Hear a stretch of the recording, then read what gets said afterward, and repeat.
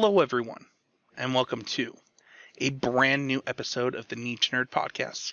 I've got a need to nerd, and Wes does too, and we're here to share it with you. Look at that.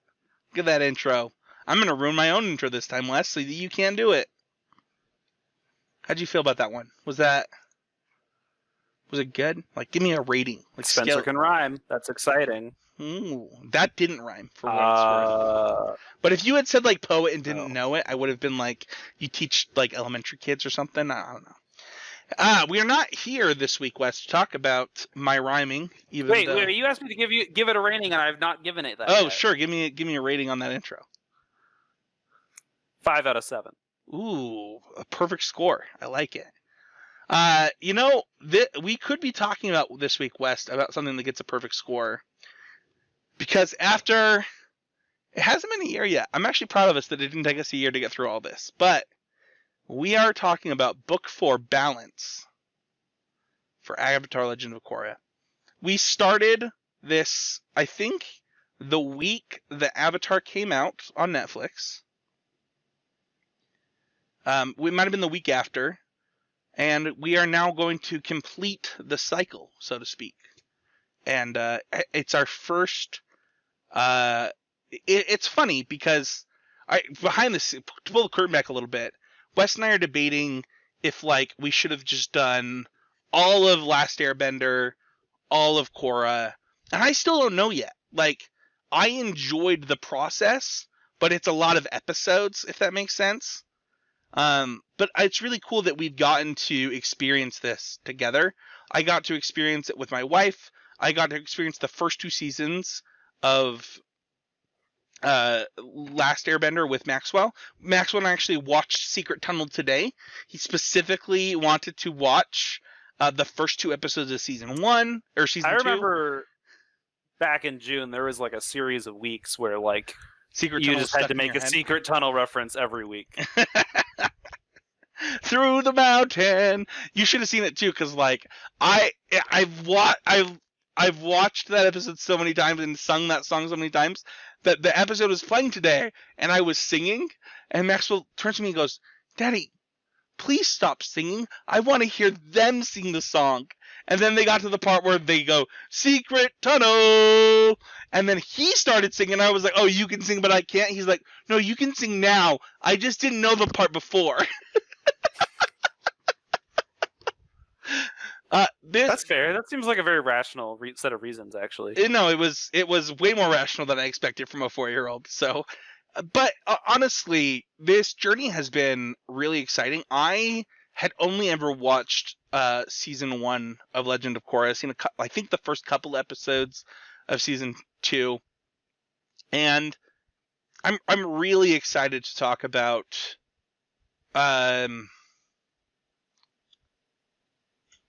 probably the second best villain in all of Avatar today, and I'll talk about why.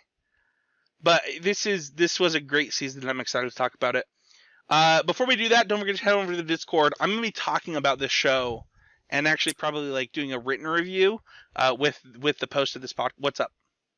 I'm just realizing that before the end of this episode, we do have to actually do a master ranking of Avatar villains. Oh yeah, I'm happy to do that. We can totally do that. It's on the show notes. We'll make it happen. You write that at the bottom while I'm talking, West. But honestly, like, the Discord is really fun. I just gave out store credit for MTG for the people that posted their trophy decks in Limited and in Constructed. I'm starting my first campaign in a tabletop RPG in years with West, and it's exciting. West, have you picked your race yet? I soft locked it.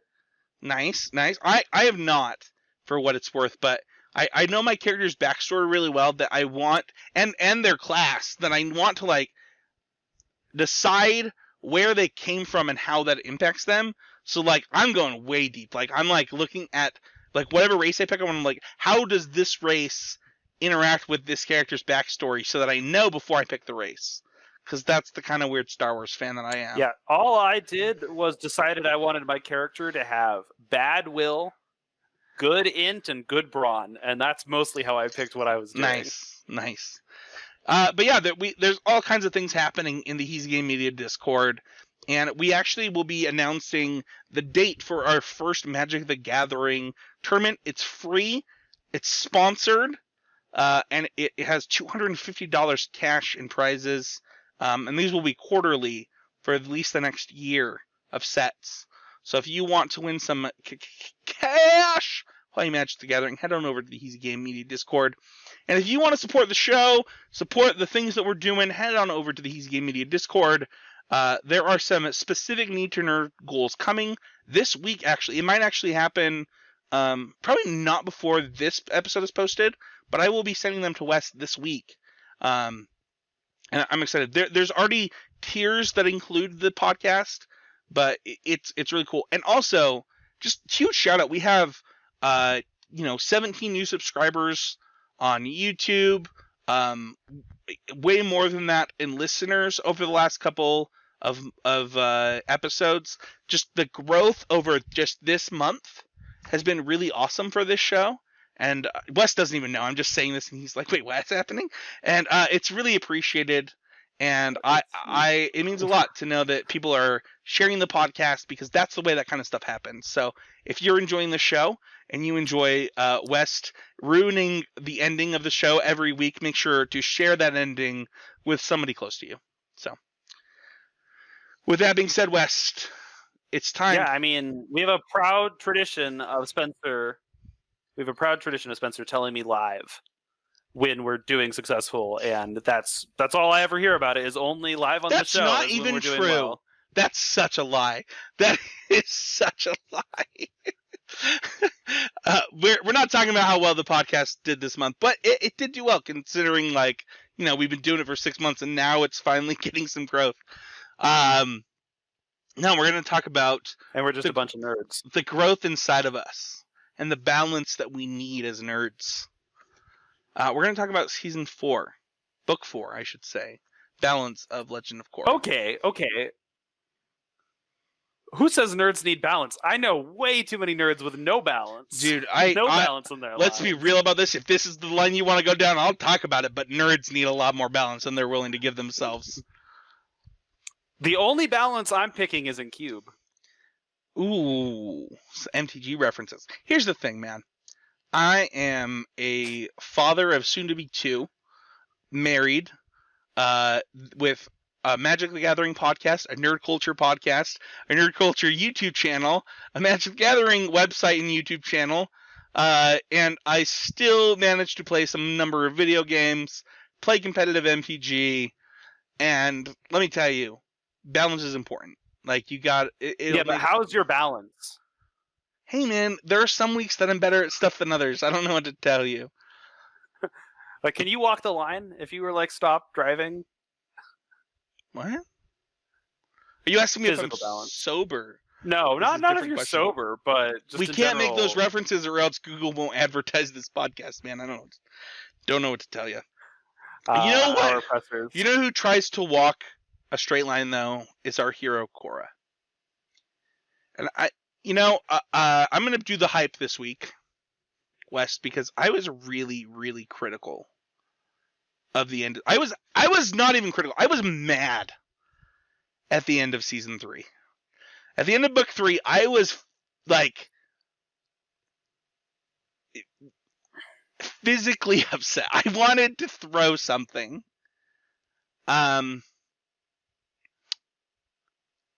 I don't know that changed much in the first couple episodes, but let me tell you this. This was a great conclusion to Legend of Korra. And if you are watching this and you have not watched Book 4 Balance, I encourage you to do so. And not for the reason that you might think. It's not just because, well, you're already this far, you might as well finish it. No. I think that the ending was so upsetting for me that, I straight up talked to my wife about, telling Wes, I don't want to do this anymore. I was so let down by season 2. The end of season 3 was so terrible. And I'm 2 episodes into this, and I'm just not happy. why am I watching this show? It's like heart-wrenching. Nothing seems worth it. And I know I know what happens in the end because, the internet exists. But how do we get there? And the thing is that this does such a good job, not just with Korra. Because if you remember in our last episode about Korra, I was upset with where Korra was at. It seemed unfair to Korra. And in all honesty, it was. And the show gets to the point where it talks about that. And it really emphasizes the fact that Korra's had the rawest deal of avatars. Like, ain't gotta go to sleep for 100 years. Who knows what freaking Avatar Kyoshi did? She just did whatever she wanted, That's right? not the raw. Like, she just did whatever she wanted. Korra legitimately, she is following Aang's, and it's so unfair to her. And this season really puts into perspective so many things. PTSD, for one. Like, I have watched some really great shows about PTSD. I don't know if we'll ever get to talk about, my second favorite TV show. Well, my second favorite live action TV show of all time. And oh my gosh, I can't even remember the name of it right now. Anyway, I've watched shows that cover PTSD really well. And honestly, this season of Legend of Korra does a great job. Like, if you're looking for love, family, recovery, like just real things that people deal with on a day-to-day basis, this season really covers them. And you should sit down and buckle down for what is one of the best seasons of the entire Avatar series. And honestly, it makes me sad that we don't have another one after this, West. Like, I know I said this during season 2, like, I wish that we could have just gotten a whole season of the first Avatar. Of what's his name? Like that's I want. Yeah. Avatar. John? Avatar. Ooh, that was really close. I'm sure we're gonna get it wrong if we try and guess, but either way, I wanted more after this. I wanted not only that, but I wanted more of Korra, and like, I already got more of Korra than I got of Aang, so you wouldn't think that I would feel that way, but it certainly is how it felt. With that being said, let's talk about our first thoughts. And I'm going to go first because I think I've already talked about it a little bit. I left season 3 on a pretty downer. I was really upset with how things finished for Korra in season 3, in book 3. And I think the biggest downer for me is that in books 1 and 2, we talked about how Korra has to deal with all this political BS. And then she's confronted with the villain that she agrees with. Like, not only is he just, like, smart, cunning, but also he's right. His methods are wrong, and Korra knows it too. And like, it's really hard for her to deal with the fact that he's right. And the fact that... Go ahead. We talking about Amon right now? Yeah. Or are we talking about No. We're talking about Zahir. Amon? No, Zahir. Okay, Zahir, yeah. Zahir's like... like I said, I could talk about Zahir forever. I know. I don't want to let you talk for... Talking about yeah, Zahir. I don't want to let you talk about Zahir. But no, Zahir is... I think that... I do think that Amon and Zahir come from a similar place. Come from this place of the structure that we are in is bad and wrong, and we need to fix it. And I think both of them specifically. I mean, the thing is that what's the waterbender guy's name? I don't even remember. The Unalaq. Yeah, Unalaq just like sucked as a villain. Like, hey, don't spoil our power rankings. Yeah, he just was so bad. But the thing is that Amon was one of my favorite villains before Zahir got there. But Zahir is right. To be fair, Amon in a lot of ways was right. Like how do you balance to quote this season for Amon, how do you balance this world in which there is just an inherent issue between people where you all of a sudden have more value depending on things out of your control. But Zahir just took it way differently. He's like, no, everybody has value, and you have to maximize that value, and the way you do that is not through, using people to their detriment. Zahir was right. Like Zahir sounds like every horrible dictator that's about to take power and ruin the world ever, where you're like, oh, that makes sense, but also what? Yeah. So what you're saying is true, but also stop. Like, what your methods are wrong. And through all of that, you got the Red Lotus. And my first impression of this season, through the first 3 episodes, was why? Like, why is she going through this? Why does any person deserve this much torture? But my first impression of the season, as things got better and certain characters were introduced and, smacked Twinkle Toes around a little bit, was that we're going to get to a point where people can be who they need to be and who they're supposed to be for this. And also, we get to the point where people can confront their mistakes in the ways that make sense for them.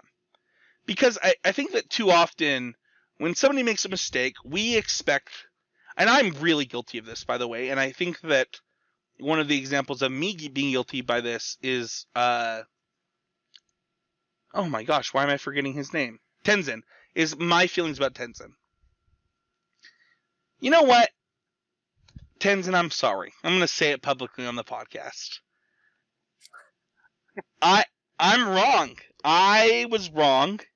You carry this weight on your shoulders that I couldn't possibly understand, and we see that with just more than Tenzin.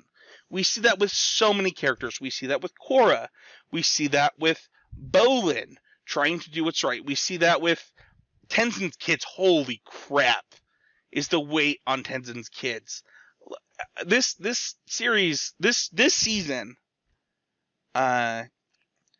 really speaks to me on, like, I don't know if people know this about me, but I'm like a really empathetic person, and I felt for more characters during the season. There's an episode where where this kid, I don't know if he's in a previous season, but this new Airbender's family comes to visit him, and they're like on this tour, and he's the tour leader of this section of Republic City, and like the mom is being so terrible, and like the family's being so terrible, while he's giving them a tour, and I'm just like, poor kid. Like, my empathy, like, it hurt me in my chest. And, if you want to be hurt in your chest, this is it. That's my first impression. This season gave me the feels, unlike the rest of the seasons of this show.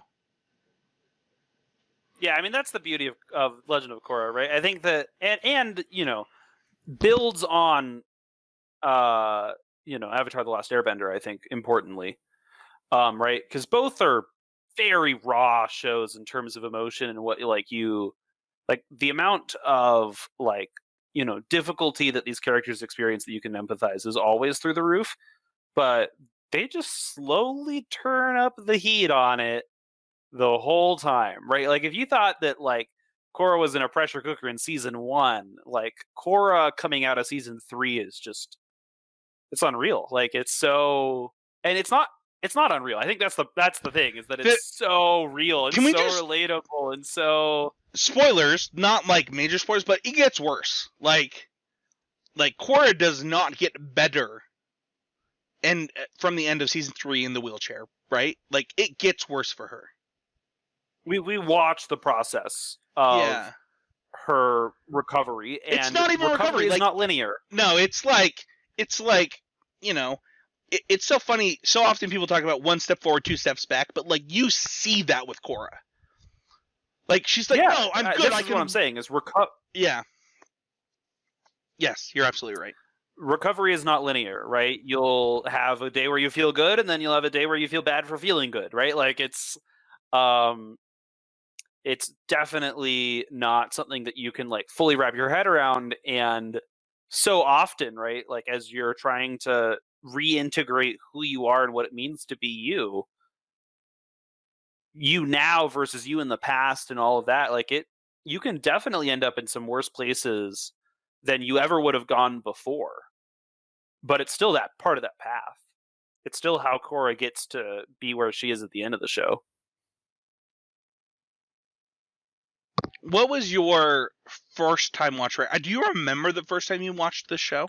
I do. I think probably more than any episode of Avatar. I remember my sitting down watching the first episode of this season, and probably also the second episode of the season. But like I walked away from that episode, I'd just come off of probably the worst year of my life for that time, at least. I was gonna say you watched it in 2020. No, No, but I watched it that was the yes. joke. Yeah, but I watched it in 2014, right when it came out, and like I had just had a huge battle with my education, with depression, really trying to figure out what meaning was for me in that moment, and like I'd spent probably the last year also becoming incredibly more aware of the challenges other people faced. And, I probably came out of that being like, oh, I have a better understanding now of PTSD than I ever did before, right? Like, I really just felt like, it hit me. It hit me right where it hurts, right? Like, probably like, probably a combination of right when it got to me and the level at which it was taught, but like probably some of my most emotional response to anything I'd ever watched at that point.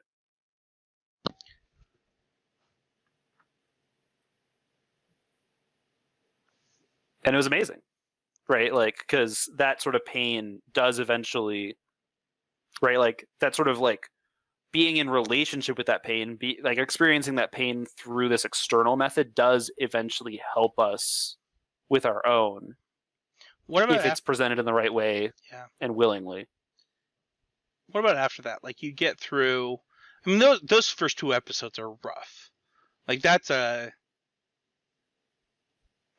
After that, it's Toph Beifong all the way. I mean, spoiler. No, I mean even episode 3, the coordination. I think, it gets pretty rough. But what was get to the end, like without spoiling it? Because for me, my first impression, I know having the ending spoiled for me a little bit, but I mean, I was pretty elated, right? Like I think that while I don't know if I was spouting off on the internet spoiling it for you at that exact moment, like I was part of the many people excited about how the show ended, right? Like I was so into thrilled. Magic the Gathering when this came out. Like I don't even know that I saw a spoiler for Legend of Korra at that time. But like I think that I really enjoyed it. I thought that the journey was good. Like the number of ways in which this show finds closure with things while moving very fast is kind of impressive. Can I ask, did you watch it on TV or did you watch it online? Because I know that I was online all the way. Okay, because I know that I think it was season 2 that they started to switch kind of how this was released for that. So, I've never possessed the ability to watch cable television, so all of my Avatar Korra watching was online. That makes a ton of sense. I'm going to ask you this, and I'll answer the question too. Before we get into spoilers, were you happy at the end? Yeah. Definitely. Me too. I did not know if I would get there. Like, for me, season 3 was so good, and then the end was so heartbreaking, and then the beginning of the season happened, and I didn't know if I would get there, but I loved it. I legitimately loved it, and it sounds like you did too. Like you really loved Korra, and I'm excited to talk about it. So, for those who are watching that haven't seen Book 4 Balance, we are going to go into spoiler territory here. You should go watch it. It's worth the watch. We kind of talked about that enough, and we're gonna go into overall impressions, a high level look into how much we loved what we are reviewing. Because fun fact, we have never reviewed anything that we hate, other than maybe season 2 of the show. For me, hate is a strong word. I thought it was fine. That's among my least favorite things we've reviewed. Yeah, me too. Has been season 2s of television shows for the most part, right? Sure. Like four season television shows with their second seasons are not always that strong. Yeah. For me, my overall impression, the biggest thing, I don't know. This feels like a hard year to watch this show for the first time. Especially, on it's January 5th right now. We'll see what tomorrow brings. But man, was this a rough time to watch fascism take root. Yeah, we get like a few different models of fascism in this television show. Holy cow. Yeah. We get like populism, we get brute force dictators, we get smooth talking, always had power, but now is just going to seize it in every way they can. And to Zahir's credit, not a fascist. Lots of problems, not a fascist. No, he's like everything wrong with like. Yeah. Oh, he's like eco-terrorism type. It's problem, it's like, right? he's what people think communism is, but not like he's so far away from even that. It's hard. Well, I think that the key to Zahir's we can't do a podcast on. We can do a podcast on Zahir one day, Wes. Like if you want to do a podcast on Zahir, we can do that. It's just not in book 4 balance. We're gonna get to Zahir. But I think he's just not power hungry. He's not. He wants to change the world, and he wants to take a very direct route, but he does not want to hold the power himself. Yeah, I think that this season was a rough watch in a good way. Does that make sense? Like, yeah. Oh, I fully endorse that feeling. Like, I think that stories tend to be better when they challenge us, and it means that some of the best stories are the ones that are really challenging to sit through. Yeah, Zahir did a really good job of making me just agree with the villain, right? Whereas I feel like here, I don't have the same. Well, I have the same problem at the start, right? Yeah, Kuvira has this thin veneer of legitimacy to her that makes you right, and this is what Bolin suffers from, right? In the beginning of the season, right? There is this feeling of like, okay, we did need a strong force to unite this country. We do need to bring relief to all of these people. Yes. And to a certain degree, these people are not going to willingly embrace that, so they have to be coerced to some extent. Why? Kavir's not wrong. The Beaufont should have done this. Like, if there's one person, so first of all, that prince sucks. Like I understand that. Like, it's like, no, we gotta put the prince back in power. It's like, no, you don't. You don't. A thing has happened. Okay, I really hate this. There's actually it's a false dichotomy for sure. They can absolutely do something else. Yes. So this is a really common fallacy where so you I'm trying to remember the name of the fallacy, but basically you've invested all of these resources into something, so it's better to finish this something. Sunk cost fallacy. Thank you. The sunk cost fallacy is exactly what is going on here. Dude, this prince is a sunk cost. Like, there is no reason for this man to take power. Yeah. No one can. Well, yeah, I agree. However, I'd be lying if the president of Republic City, if I said that the president of Republic City was the first president to install a weak ruler so that they could control what happens in a place. Let's not get into him. But what I'm saying is, like, it would have been so easy. Not even just easy. Like, it would have just been correct. I think that Kuvira's point is correct. Like, you should do this. Like, if you want to make the Earth Kingdom a better place. Like, you could have just installed, like, you could have taken power and then installed any system you want. Or not even any system you want, but any system that helps the people of the Earth Kingdom. Like, you don't have to be queen. Nobody's asking you to be queen.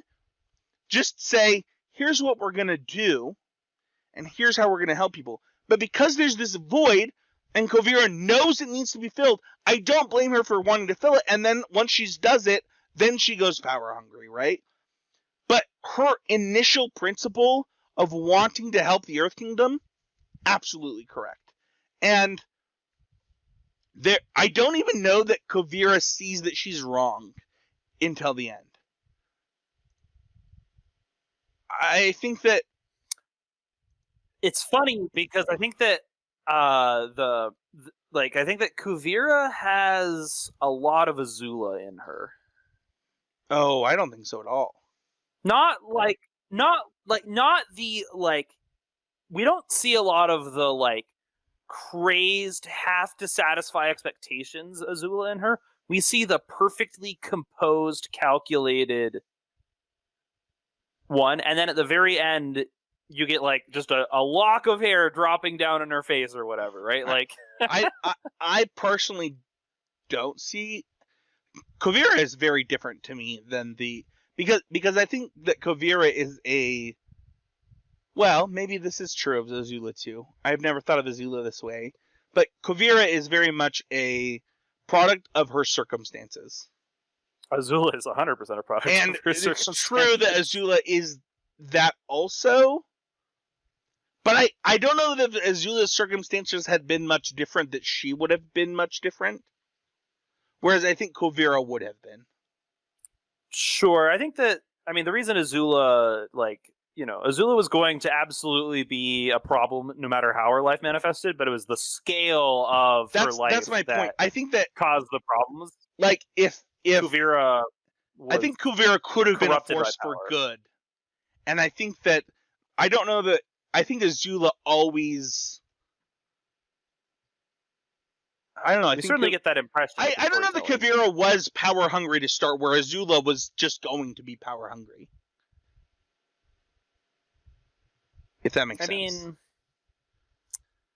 like, let's say we're gonna go down a rabbit hole here for like 12 seconds. So we're gonna limit ourselves. Kuvira is, in a sense, like, I think that Kuvira got slingshotted along the path. I bet she was always ambitious, right? And we know that ambitious does not equal power hungry, but when exposed to lots of power, when you're ambitious, can create that feeling, right? Yeah, Azula was always exposed to a lot of power. I think they're both Slytherins, but I think that, like, they're a different type of Slytherin is the point I'm trying to make. Sure. That's, if this is a nerd culture podcast, if you don't get that reference, I don't know how to help you. But my overall impression of this season was just, we have this villain that I don't. Oh man, I don't know if I'm allowed to say that what I want to say on YouTube, so I need to say something else. Censorship is real. We have a villain that is trying to do what she believes is right because she was wronged, which is just how a lot of villains are made. A lot of good villains. But we also have the growth of characters that we really needed to see. I think a really good example of this is, Bolin is like a really great example of a character. This is Bolin's season, right? Oh, just different human. Like, this is just. I mean, and this is the beauty of a 3-year. I don't think any of this can be mentioned without acknowledging 3-year time skip, right? Yes, it's true. We haven't even mentioned that. Can you talk about like what you think that did for these characters? Sure. I mean, the reason that narratively there's a time skip here, right, is that Korra has this long drawn out recovery period, right? And it's a way to, show how long this process of recovering has been and how painful and arduous has been every step of the way, and that she's still not done yet, which is good storytelling because it's true, right? It's real to people's lives, right? Is that we can carry our traumas for so long. But everyone else was living in the world during this, and most of our characters are, kids to young adults. So let's talk about Bolin's brother, because I think that they went Mako, on. Yeah, Mako just had a completely different trajectory here, where Mako was always the adult. That's the key for acknowledging how these 3 years shaped Mako. Is Mako was always the adult to Bolin, right? His first priority was always, have I taken care of everything so that we are safe and okay? Right? Yeah. And as that need gets removed, as Bolin becomes independently successful, right? Movie star turned military general or lieutenant? Like, I don't know how we did this, but Mako no longer has to worry about Bolin, and he gets to okay, focus on my career, gain this thing in this the one part of the entire world where even though you're strong, even though you're powerful, you still have to put your time in. Yeah. I think that, just really quickly, if I can just pop off about this, because I think that we could cover the character growth in this season specifically, because they finally did it, right? Like, I think they fixed a lot of my problems with Tenzin. They fixed a lot of, Tenzin, legitimately gives his children the ability to grow here. Like, he actually takes a step back and is like, you know what? We saw that at the end of the last season, but he legitimately does it. And he willingly does it instead of being dragged to yes, it. Yeah, it's really great. Asami goes through insane growth, and just the ability to go see her father and then to not forgive her father, but she doesn't forgive him. I really like that part, and I think that part should be mentioned. Go ahead. I think there's a lot of facing your demons in this season, right? A lot of how to respond to your past in a way that yes. shows a pretty wide spectrum of it. I think is important, right? It's not all did it well, it's not all did it badly, but Asami approaches it with this extreme, and I think what is a truly good example of how to love somebody when you can't trust them, when you can't, right? When you're unsure how to even relate to that person anymore. She still kind of approaches this with this firm, I know who I am. I know who you are. I know that there is this thing that matters here. But at the same time, you are what you did, and I can't let that go. I think she does a fantastic way of how to relate to an abusive anybody, right? I think is a really good model there. No, it's you're absolutely right. You think about how, anytime you have a parent that wants to come back into your life, that admits that they've done wrong, right? That's the first step. That her dad is like, you know what, I effed up. You'll never be able to forgive me for this, but what can we do next? And Asami lets that what can we do next happen. And that's insane character growth for her. So I wanted to call out that one. Mako's character growth is really interesting in this season because Mako was so bullish, seems like the word that I want to use in the first few books, where he's not that way here. He's accepted where he's at, where he wants to go, and is honestly more passive than we've ever seen him, which is honestly something he needed. I already mentioned. Oh, for sure. I've already mentioned Tenzin, but Prince Wu sucks the whole season. He does have some character growth. I'm glad he gets that at the end of the season. I'm saving this one. Okay. This feeling. Can I continue? You want me to continue popping off? Yes. Okay. The Beifongs. Oh man. I don't know. I don't want to cry because I'm not gonna cry, but I felt. So here's the thing. There was never going to be a moment where Toph was going to be a good mom. If you just saw Toph as a child... There's almost never a moment where Toph is a good friend. She is... I think Toph is a good friend. She's well-meaning at times. That's like saying I'm not a good friend because of my issues. Toph is a good friend. She just... No, I love Toph. Don't get me wrong. I think that I don't know. First of all, Toph's parents sucked. So her examples of how to be a parent were just terrible. And so she treats her two daughters completely differently, which just confuses the heck out of them. But all of them grow in this season. Like, both of her daughters and her grow in this season in a way that you kind of see the inklings of it in the episode where, the Red Lotus attacks the metal bending city. But in this season specifically, you get to really dive deep into the Beifong drama, and for some reason, I don't know, that really spoke to me. Also, I just love that Toph referred to. Well, I think that. Go ahead. No, finish your thought. I was just gonna say, I just love the fact that Toph referred to Korra's twinkle toes, like in the first, Yeah, that's good. It was just and for some reason, I don't know, the whole thing is great. I just love that she's like, no, you've been a pain in my ass my entire life. Like, let's just go do this thing, because I know that I'm not getting away from this. Love that. So let's go do it.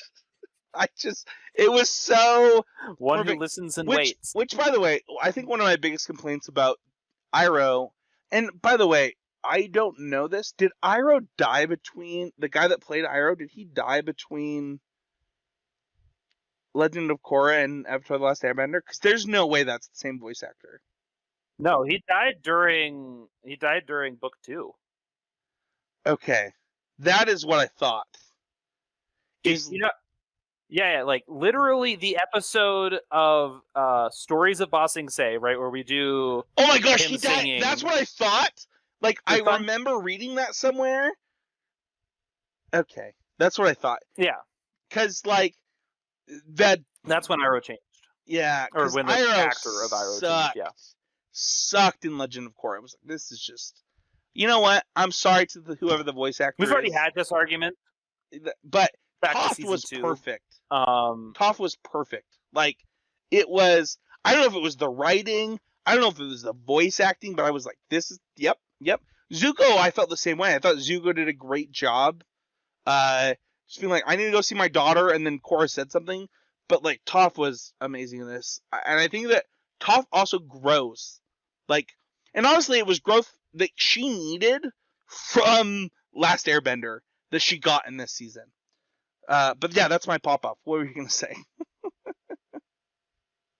Oh, just that I think that this show, this season, does a lot of, instead of having it be other people's problems through the lens of Korra, we just get, raw, unfiltered, the way that these different families that really matter in Legend of Korra, the way that they interact and grow gets to, and I think a big part of this, right, is that the Avatar is sort of a step back. Toph says this very early on, right? The world's pretty old. It'll survive without you, right? The world endured for 100 years without Aang, right? It was bad, right? Sometimes the world's bad, right? We know this. Usually the world's bad. In fact, that's just a good way to take everything, right? And that, actively trying to solve problems isn't going to eliminate problems. It'll just make new ones, right? And this is Korra's entire experience, right? And we end with yet another unforeseen consequence of Korra tackling head on the problems of the world, right? This one's a bit more on her, right? She definitely needed to be the one to handle it. But I think that we get to see the Beifong family really I think it's important to remember that with Kuvira being the villain of the season, this is a Beifong story, right? Because Kuvira comes into the story by being the fiance of a member of the Beifong family, right? Batard Jr., he just gets the rawest writing deal because he doesn't get to be developed as a character, and then he gets to be an accomplice to the villain, and there's no in between. Well, I think that his motives are so bad. I can't listen. We don't get to see what's going on behind the scenes with his dad, but like his motive seemed like BS. Like, because Sure, like, it's like mostly just like rebelling against well, family. I mean, like, even in the episode where he's introduced, like his mom gives him all the credit. So like, what are you rebelling for, dude? Like what wrong has been done to you? I don't know. Well, I do have one more character growth thing that I want to call out.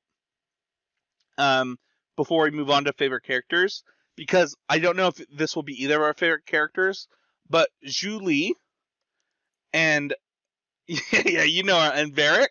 Oh my gosh, the character growth here was so good. I mean, I couldn't let on to a lot of these things when we were talking about season 3, right? Because, I couldn't spoil stuff, right? But like every time you're like, I'm worried about the direction of this. I'm worried about the direction of that. I didn't like how that turned out, right? I'm just like, it turns out, like, I'm not mad about it because I know where it goes. But yeah, I agree that you're good Varric at not and spoiling Julie, stuff, Wes. I appreciate that.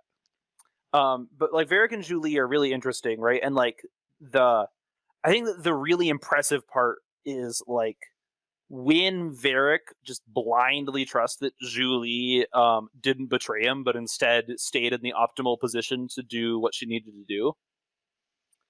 Right? Like, it is such a beautiful moment because I think that, like, Julie does have every reason to want to, abandon, like, or from our perspective, we would think that she has every reason to abandon Varric. But can we ran also, like 12 milliseconds of what you just said, though?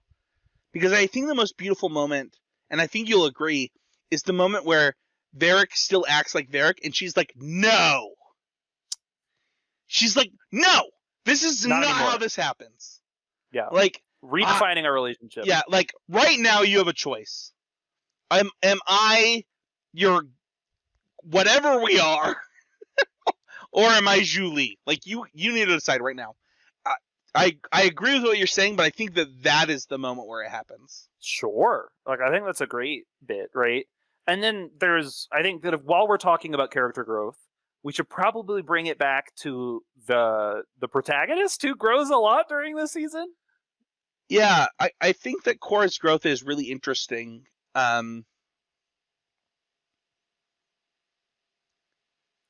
don't know how to talk about Korra here.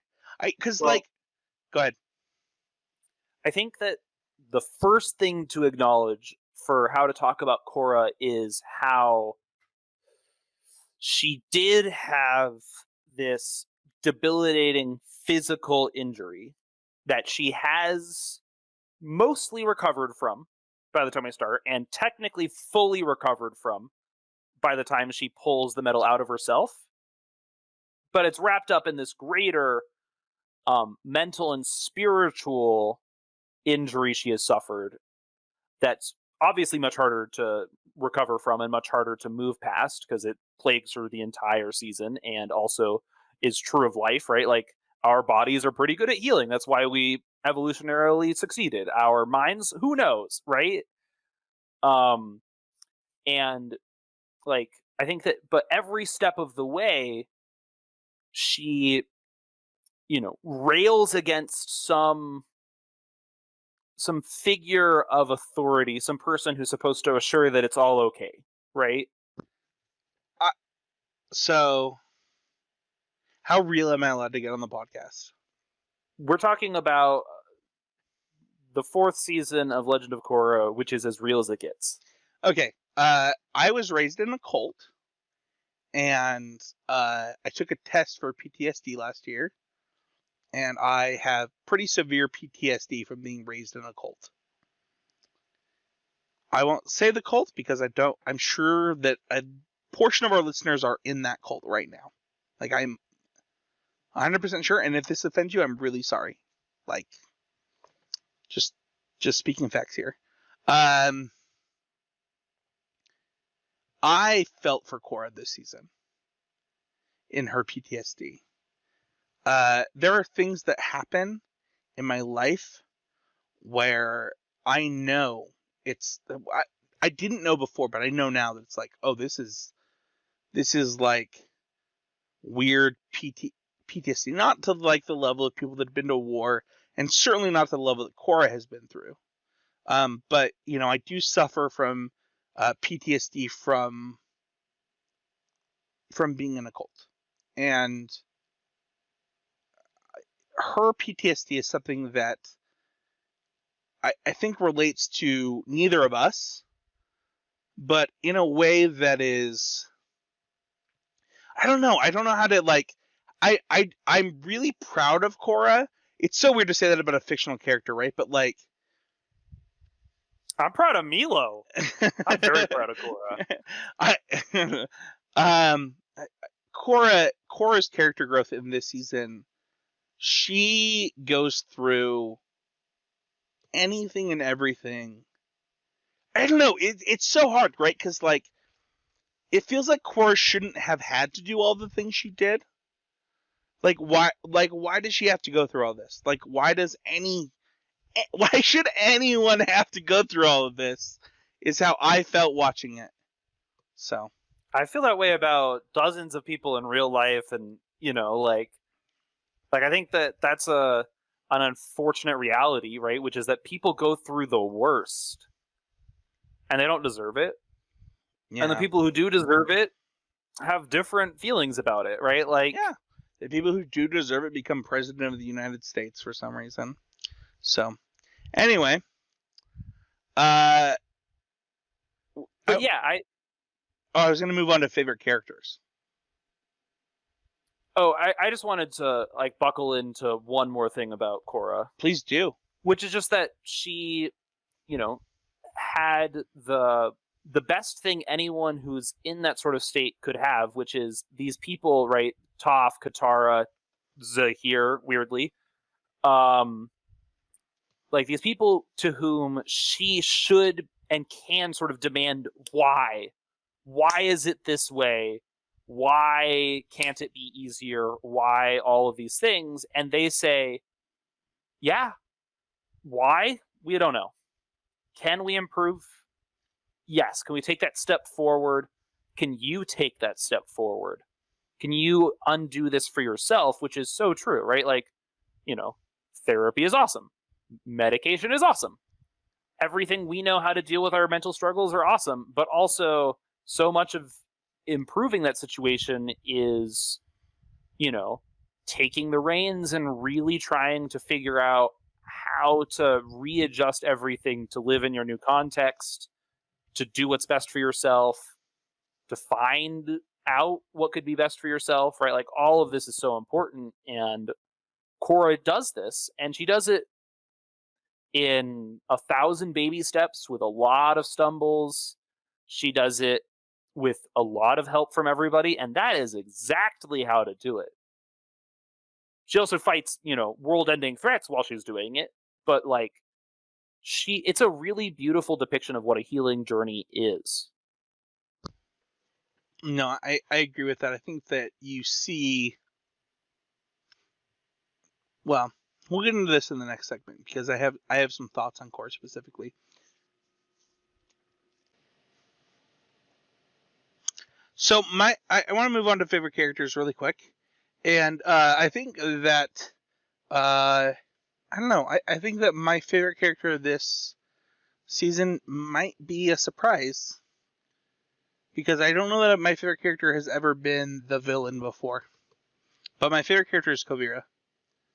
And I think that for a few reasons. One, I don't typically.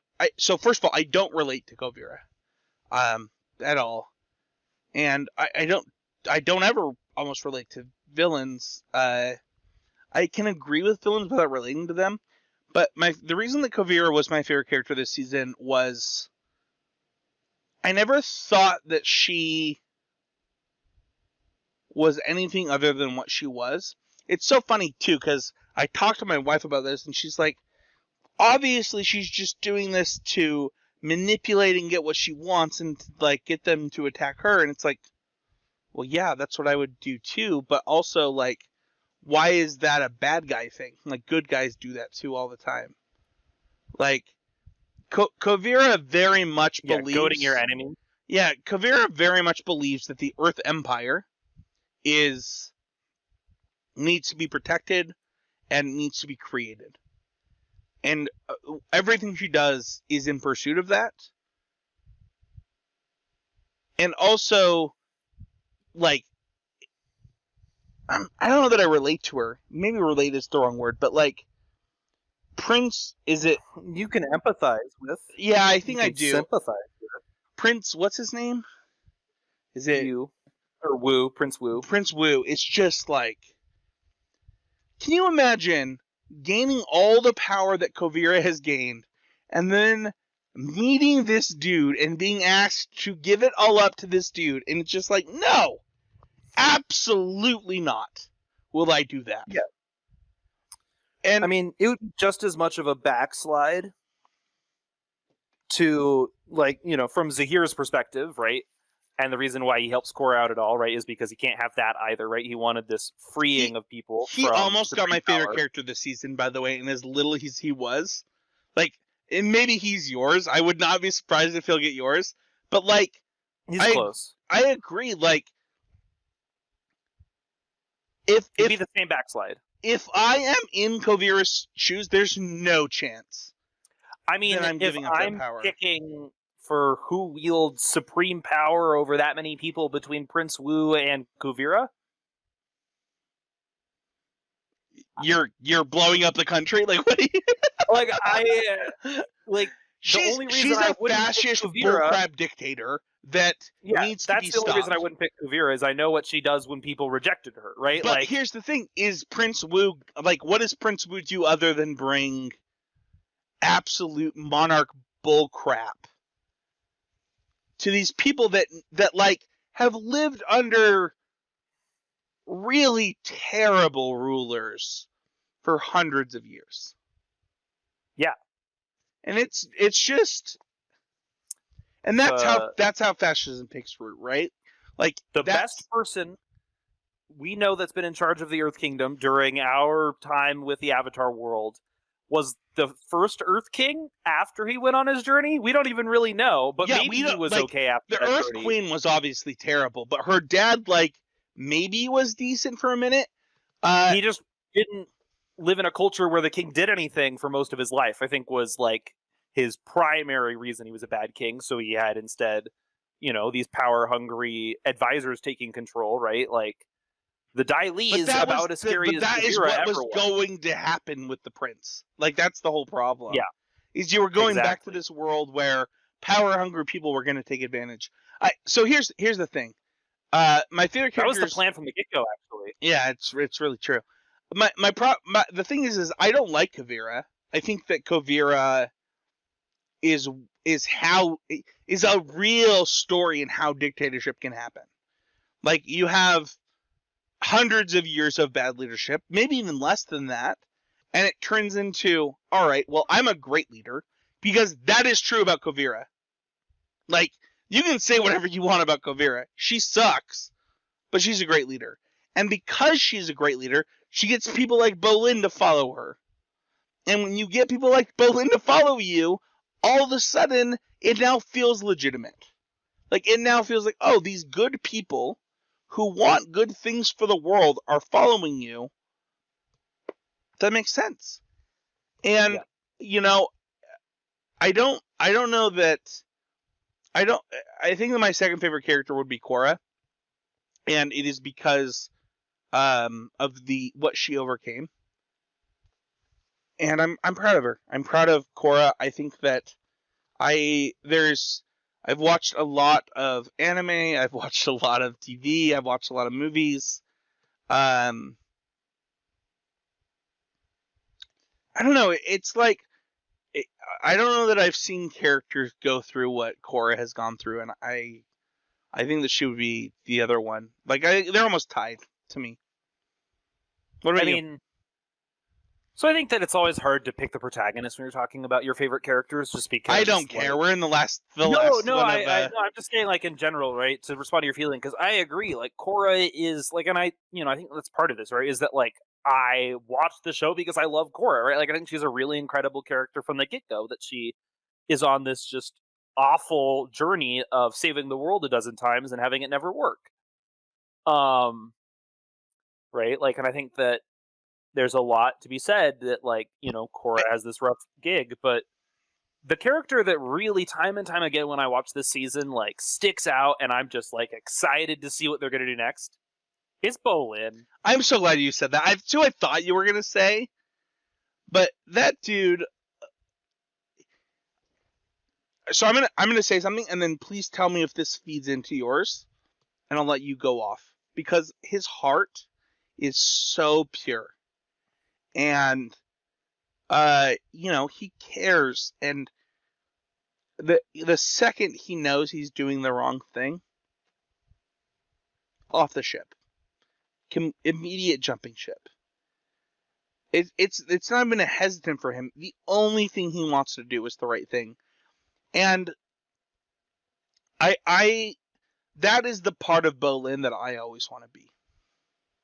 Yeah, so I mean, I think that, like, I'm pretty sure, and correct me if I'm wrong, but I'm pretty sure in our season 1 discussion, I also said Bolin was my favorite character in that season. And I think that those are the 2 seasons he's really good. I think that season 2 Bolin has issues, and season 3 Bolin doesn't get much plot. But season 4 Bolin, whew, first off, he has the sweetest specialized bending power, in my opinion. Lava bending is so freaking cool. I think it's cooler than metal bending. I think it's cooler than flying. I think it's cooler than blood bending. I think it's cooler than lightning bending. I think it's also cool because, like, he felt like such a failure for not being able to metal bend. And then when Toph is like, you can lava bend? And, like, it, like, lit him up. Yeah, the best earthbender ever, apparently. He says, you're cool? Like, that's awesome. Yeah, so I think that Bolin's really exciting for his, like, you know, his, like, action is really exciting. And he also, like, you know, we saw in season 3, lava bending is a terrifying ability, but I trust that Bolin is going to use it well because he's going to use it to create opportunities instead of remove opportunities. Can we actually speak to that? Because there's a specific scene where I really appreciated his lava bending, because if you go back to book 3, you see the lava bender just, like, destroying stuff with lava bending. Yeah. And then there's a specific moment where they're running down the set of stairs in, like, a stone. Yes.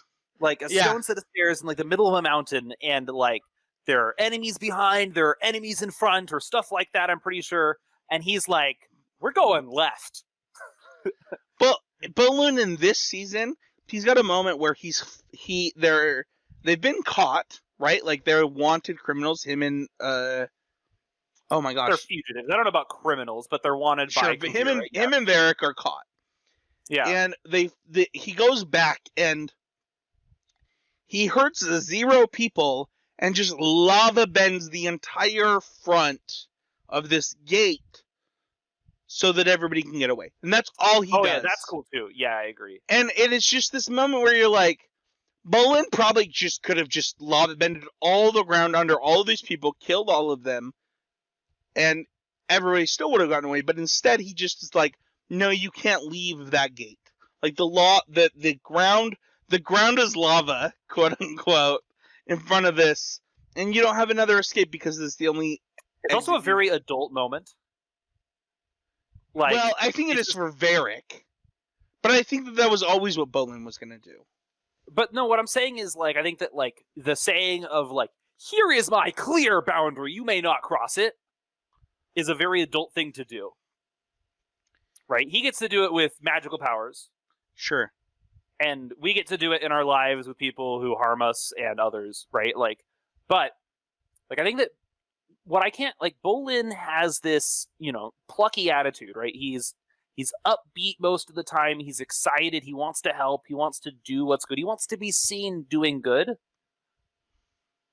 But also, like, we have this undercurrent of melancholy for him in this season that I think is pretty important to, as he's reckoning with, like, what have I helped create? What have I done? Right? Like, who is this person that I have supported all this time? And, like, he has to, you know, make that shift towards his values. And I think a lot of people, when their values lead them in a certain direction for a really long time, and they realize that's the wrong path, they lose the values instead of shift back towards their values. Right? Bolin stays true to his values all along, and arguably he did the most good helping Kuvira get to where he decides that she is not what is good anymore, right? Because he did, right? His information along the way was help the people, unite the kingdom, remove the bandits, end the suffering, right? That's his motivation all along, and he does it. But where it's the install a dictator with basically nuclear weapons, then he's like, no. And I really respect Bolin, and I also think that he's just like fun, and also he just takes it on the nose in his relationship this season. Oh, that's so cute. Right? It's so cute. Well, but also like I am so impressed by the writing that Opal was like, no, I'm not just going to say everything is fine. No, I'm not going to say you can come right back. Like there are real problems here. You might be able to work through them. You might not. Opal's my number 3. Here are the problems. I'm going to tell you about it, and I'm going to wait. Right? I think Opal's incredible. I think Opal's my really third favorite character. I think that, especially her writing this season, is it episode 1 or 2 where she's just like I know, like we're doing this because this is the thing that's. It's episode 1. Yeah. Holy crap, is Opal great. In that episode, I'm just like, Opal, I love you. Like, you know that... Yeah. Oh, it's so good. I agree. Their relationship is also perfect. Like, she is the so here's the thing. This year, I will have been with my wife for 10 years. And there is one relationship in Legend of Korra that I think will last 10 years. Like, not even that I think, that I know will last, and it's those two. They are perfect for each other. They bring out the best in each other. Opal needs Bolin, and Bolin really needs Opal. And I think that is, as somebody who's been in a relationship for, a decade, and, doesn't plan on changing that, I can tell you that the things that I am great at, my wife can sometimes suffer at, and the things that my wife is great at, I really suffer with. Like, I am very much the Bolin, and she is very much the Opal, but they are perfect for each other. Especially, I think you see that in the last season, where she's just telling him to be himself, and it's really cool that like, this isn't true to who you are, Bolin. Yeah, disappointing, right? Like, is a really, and it's really cool that that point moves into this season, right? Where it's like, he's like, I'm doing what you want. I'm being myself. All of the information tells me that this is who I need to be. And why are you disappointed? And then once he finally gets it, he's like, what do I need to do? I was wrong. I'm willing to admit that I'm wrong. Where do I need to be? Can I ask you? It's another example of just very healthy relationships in this season, right? Like, I think there's, in general, like, and I'm not saying just romantic ones, but I think there's a lot of, like, people apologizing when they need to apologize, a lot of holding people accountable of when they harm others, a lot of acknowledging and celebrating where people are at. Yeah, there's only 2 of us, and I think if there was like 6 of us, we would have covered the dynamics of the season a lot better, and we can't possibly do that, right? Like, I tried to do that in the character development rapid fire, but there's just so much going on here. Fortunately, if you really think that we didn't do enough job to cover the dynamics of the series, it's probably only 5 hours to watch it all again. Yeah, there you go. That's not true. The series is more than 5 hours. No, just the season. Oh, the season. Sure. Book 4. Let's move on to Could Be Betters. And this is really easy for me. I actually have none. Yeah. Do you have none too? Good for you. Do you actually have none? No, I have one. Oh, I have none. No, I have one. No, I'm saying me. I have none. Mine is that Prince Wu embodies this arc of writing that I have begun to realize that I'm a little bit annoyed with, and it's better than letting the king or royal figure who's a complete example of everything we don't want in a leader. How long can we instead of just letting them do their thing, instead they get like the barest hint of real life, and then all of a sudden are like, yes, I have made a character growth. Look at me, I can be king now. Like that sort of writing always bothers me, and I think it's there enough with Prince Wu, which is like he sucks, right? He's objectifying women. He is taking everything for granted. He, people he's got professional relationships with, he just decides to erode those boundaries when he feels like it. And like he has some bad moments during the season. He suffers some bit. He lives with people who don't have as well as him. He meets a lovely grandmother who's willing to dote on him forever. And I think they still want to spin it as like, yeah, go you, Wu. And I don't know if I can handle that. How long am I allowed? So we're going to go off on a small tangent because this is the exact same. I just have a hard disagree here. And I'm going to tell you why. And I'm going to say one word. And if you get this as a listener, smash that like button. But also I know that I'm in the minority on this one, so you probably will smash the dislike button and we're going to be screwed. But I want to use Mineta as an example. I love Mineta as a character because he shows you everything you're not supposed to be as a human being. And Prince Wu does the same thing.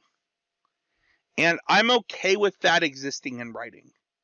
I don't need every character to be redeemable. I just don't need it. Like, some characters are not redeemable. And I get what you're saying, right? Like, they try to redeem him with the Badger Moles at the end. But it didn't redeem him for me, and I don't think that if you watch this in 2020, it's redeemable. Like, he's not redeemable. Until he makes real change as a person, he's not redeemable. And that's true of Mineta. Yeah. And, like, that's okay. I think that those people can exist. It's like the people that try and make Draco Malfoy a hero of Harry Potter. It's like, it's okay that Draco Malfoy sucks. That's okay. Mineta sucks. Prince Wu sucks. And it's okay that characters suck. Like, listen, I hate Dolores Umbridge. We all hate Dolores Umbridge. But Dolores Umbridge makes Harry Potter a better story. Yeah, so no, I'm not saying that, like, I think that they needed to write Prince Wu as, like, a better person. Because I agree with you that, like, Prince Wu is an excellent example of the reason why we can't have the Return of the Earth Kingdom monarchy, right? Right.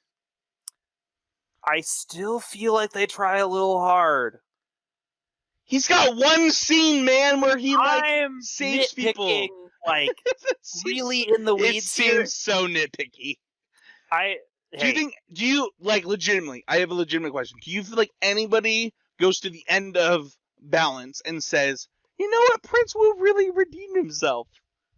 Yes. Oh, I hope that's not true. Like, I hope that nobody got to that point. You know it is, Spencer. You know it is. No, I have faith in humanity. Nobody got to that point. I don't know. Prince Wu has a lot of work to do. And you know what the best part is? Is that I believe Prince Wu will do it because he's got great friends. That's among the only things that'll help anyone. What are your Lovets? Give me your Lovets. Oh. There's so many. Rapid fire. Let's go. Toph Beifong. Lin Beifong. I think the interaction between the Beifong family is hilarious at every level. I think that the Varric science-y moments in this are actually pretty good overall, and I like that Varric has values. I love that Varric ends up having values. They're very thin, but he has them in the end, and I'm a huge fan of that. I love that every time it's a mech battle, like, I don't know, odd seasons or even seasons are mech battles in this show. I love that Iki gets an episode of a story arc and Jinora gets to be the Tenzin of that episode. I love that Milo is Milo. I love that we get to go back to the banyan tree because I think it's a really cool part of this world. I love that we get to it's kind of a wider story. It jumps around a lot. It's really expansive, but it doesn't feel like it was just like consuming setting for just to throw setting at people. It was like, we need to be here for this reason. We need to be here for that reason. We need to be here for that reason. There are so many things of this season that I just find absolutely adorable. And for the love of God, I love the gay ending. All right, I'm gonna go next. You actually covered a lot of my love it's for what it's worth. The Tenzin Kids episode was Chef's Kiss.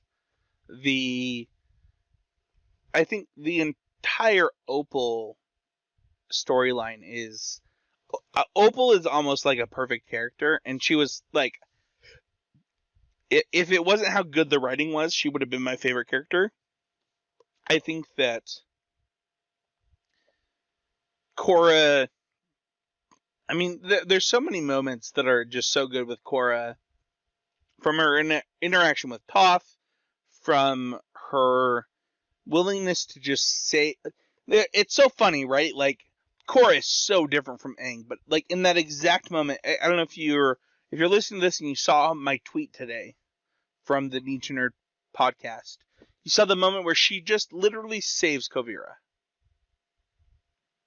Just for no reason. Like, there's no reason for her to do it at this point. That has precedent in the show because I'm pretty sure she does this for Aemon as well. She does.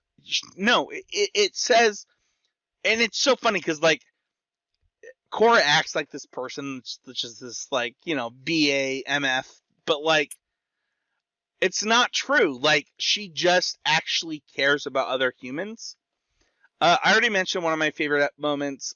My love it was that moment where the airbender is like doing a tour for his family as an airbender, and like they're I don't know what, like, it's so funny to me. So I can claim this because I get to, but that felt like Jewish representation to me.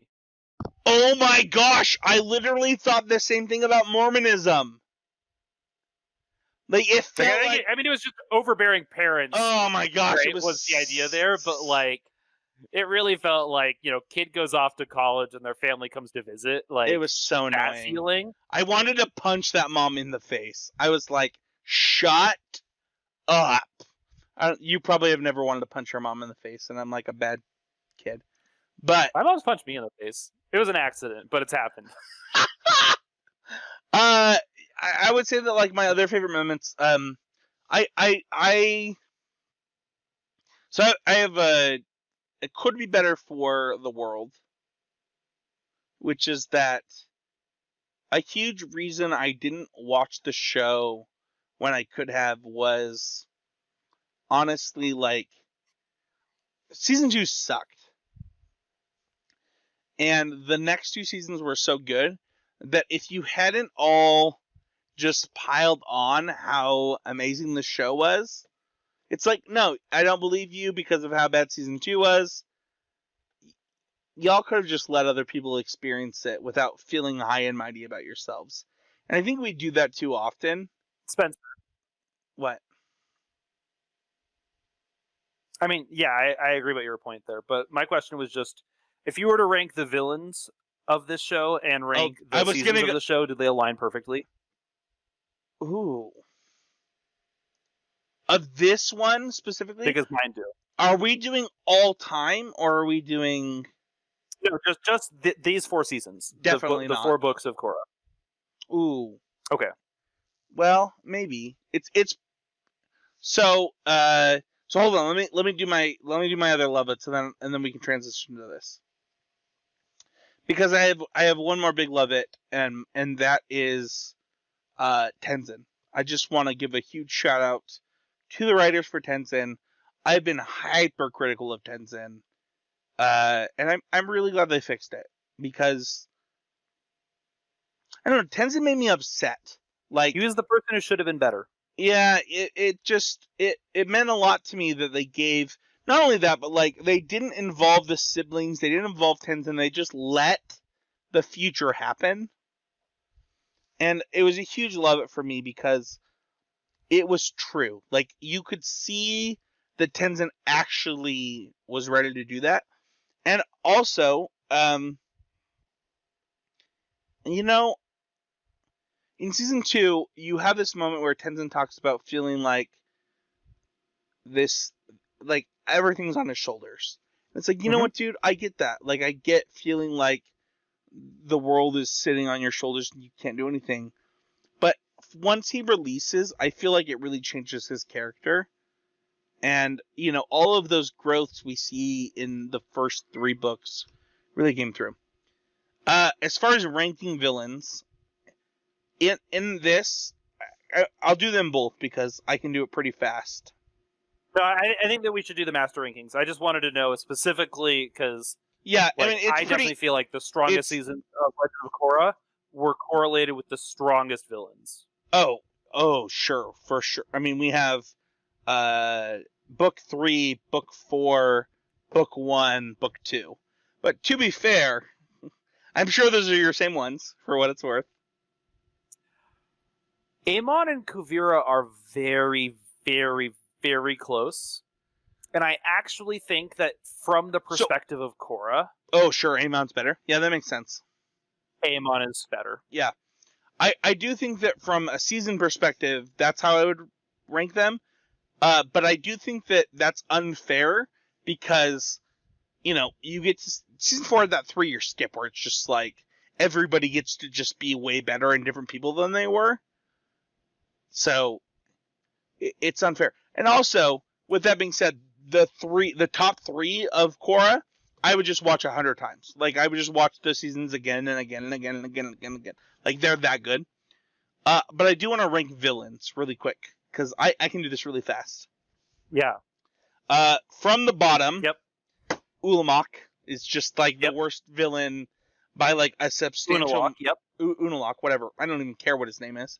Then I think next is Ozai. I think Ozai sucks. I think next is Who is your season 1 Avatar: The Last Airbender villain? Is it Zuko or is it Admiral Zhao? Oh, it's definitely Zhao, and he would be next on my list. Okay. So here's the thing: is that I do believe that Zuko is a villain, but like I would not rank him here because He's a very weak villain. Yeah, he's just so different. I think that next up, you have. It's so hard because, like, I think that Azula, as far as villains go, is like kind of a lazy villain, but it's really great at being a lazy villain. Like everything that is great about Azula is what's wrong with is it Ulamog? What is his name? Unalaq. Like she belongs somewhere in like the pantheon of villains. Like I am actually afraid of Azula. Like legitimately, I'm terrified of Azula. Yeah, I just like actually just don't want to meet Azula in an alley at all. I'm like, and then I think that like, as far as like writing for villains, I think number 1 is very easily Zahir. For writing, number 2 is probably. Oh, that's actually hard. My 2, 3, and 4 are all very, very close. What are your 1 through 4? Oh, 1 is Zahir. Not close. Sure, yeah, I agree with that. I cannot make up my mind between Amon, Azula, and Kuvira.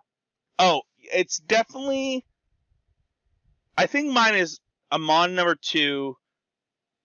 I actually have changed my mind during this recording. Amon number 2, Kuvira 3, Azula 4. But here's the thing, is that the villains didn't have to be as great in Last Airbender. Yeah. Like, I feel like more weight is put on the villains in Legend of Korra. Because they're the specific, like, movers and shakers. Like, Ozai inherited this war against the world. And Azula just like, it's so unfair to the villains in that world. Yeah, it's true. Like, and and then the Fire Nation attacked, right? The Fire Nation is the villain, right? Like, it's true. And the thing in a sense. the thing is that if like Oh, we you were know to, who we're forgetting? There is another villain that we're not talking about. oh, I was going to mention the president in. President, not talking about him. I actually would rank him like as like a villain, like. Yeah, but I'm talking about someone who actually gets a fight against them. You talking about Jet? What are you? No one ever attacks the president. The leader of the Dai Li, I forget his name. But I would rank. He's him. absolutely a villain in Book 2 of Avatar: The Last Airbender. He's kind of scary. Like, I don't think I would rank him above. I don't think he's super high on the list. I would rank him above whatever Locke's name it. Here's the thing. Yeah, I mean, Unalaq is just the least interesting character ever. Like, Unalaq is just not. He's so one-dimensional. He's really bad. Yeah, more spirit stuff, dark spirit, true evil. Yeah, it just doesn't feel very fun. I do think that one of the things that Avatar does better than any other show is makes you relate to villains, but understanding that they're the bad guy. Yeah. Like, I love that. They're both the bad guy and fact, relatable. I hate Breaking Bad. I watched that show, I don't know, like 5 times. Because people love it so much that I tried to get it. I tried to get what they love. I hate that show. I will probably never watch another episode of that show again. But also, I've watched it way more than like half the people that say they love it. Like, this show gives you everything that you love about a dude fighting cancer that is fighting the healthcare system, but way better. Like, I love the villains of Avatar, and honestly, I think the strength of Korra is its villains, right? Like, I think that Avatar Korra is really cool as a character. And yeah, if we just erase season 2, like, it's like really great. Yeah, season 2, and like everyone, like this was the question everyone had as they were discussing what happened after season 1. They're like, "Oh, they killed off Amon. Like, he was such a good villain. Like, what are they going to do for the rest of the show, right?" Like, and then we got Unalaq, right? Like, we went from having this like terrifying, has a plan, is gonna do it all. To, imagine if they had just removed he was the good guy for half a season. Just imagine if they removed Unalaq and they just replaced it with what is Amon's real name? I just can't even remember. Like, just have him show up in the north and be like, you know what, guys? Here's the deal. I was Amon. Yeah. I was right. That's a way more interesting story. So. Yeah, I mean, Unalaq really just, like, they dropped the ball on that one, and, like, they knew they did because the end fight isn't against him, it's against the dark spirit of Rava. Or not Rava, of, Whatever the, like... We don't even care. They're both cartoonish. That's the problem. I don't even remember the villain's name. Yeah, I just remember Giant Blue Avatar Korra, and I want it as a popsicle. I want to say something, though. We're going to give our overall ratings now, and I would give this a 5. This was the perfect conclusion to any show I've ever watched. I cared deeply for every character that I was supposed to care about. I got the character growth for every character I was supposed to care about. And I did not expect this. I did not expect to love this much. And the writer should be proud. And I want to give a special shout out. I need to find the person's name really quick.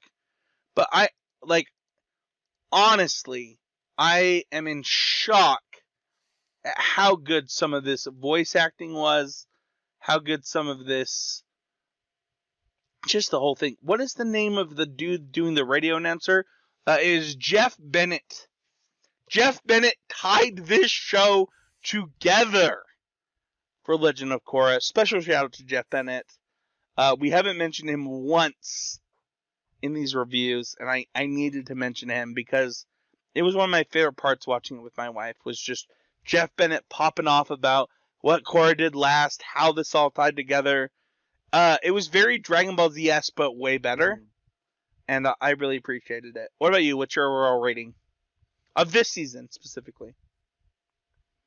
I mean, it's a 5, right? Like, it's not really a question. It's not like the season was incredible. Like, I think that season 3, like, I think that like so much of the satisfaction of finishing the season is on the pain of season 3. That's okay. It's why I like Return better than I like Empire, man. Like, the conclusion is better for me. Fair enough. Good for you. I like the pain. I like the source of the pain. Don't get me wrong. Sure. Like, I think I would rank season 3 as the best season of this show for me. But you give them both 5s? Yeah, I appreciate that. Yeah, like, but like thoroughly, they landed the ship. Like, I would love to see more Avatar story in my life, but I don't know that I need it to be in this future. I don't know that I need to know more about what happens after this point. Partly because it's going to get further and further removed from the setting, which I love. I would like right? it back. If Yeah. they ever went back, Avatar 1 would be awesome. Avatar 1 would be awesome. Even I would love Kyoshi. totally For what it's worth, untied to any character we know anything about. Even like you could just give me like random Avatar we're in from this world. Yeah. I want a story where the Avatar is irrelevant. Sure. Ooh, during Like, the 100-Year War. Benders. Let's go 100-Year War. No Avatar. Let's go. That would be incredible. I would love to see like Iroh in his prime. That's a tragic story that I want to see told, and I don't know how you can tell it because Iroh in that moment is not a relatable character, right? Because he's this, show Iroh's entire not story. Learned his wisdom yet. But like, I think, and like, it's predicated on us knowing the tragedy that comes and all of that. But like, there's so much that still could be told, but it's not in the future. I think that they really settled the ship. And it's not that there is uncertainty. It's not that like we know exactly how it all ends. It's just that like we know that this world is now forever changed in some really meaningful ways. We know that like there are a good future guiding it. And like I feel like all the stories got the end that they deserve, and I'm really proud of this show for that. And no one at the end in the middle of season 2 could have predicted it. I agree. You can follow West at East_monotone. You can follow me at Spencer13H. You can follow the show at Neat to Nerd Pod. And don't forget to check out the Heezy Game Media Patreon if you want to support the show directly. Give us a like, give us a sub. Smash that like button if you're watching on YouTube and give us a review. I do want to say really quickly that this is the biggest thing that we've done on this podcast. We just reviewed 7 seasons of an elongated series, and I enjoyed it immensely. I appreciate everybody who went on this journey with us. Thank you so much. We got the next 8 weeks of this podcast planned. This was the best part of my 2020, and I'm so excited to go into 2021 with you. We've lost West, so we can't interrupt the ending of this podcast. So thank you all so much, and we'll see you all with another episode of the Need to Nerd podcast.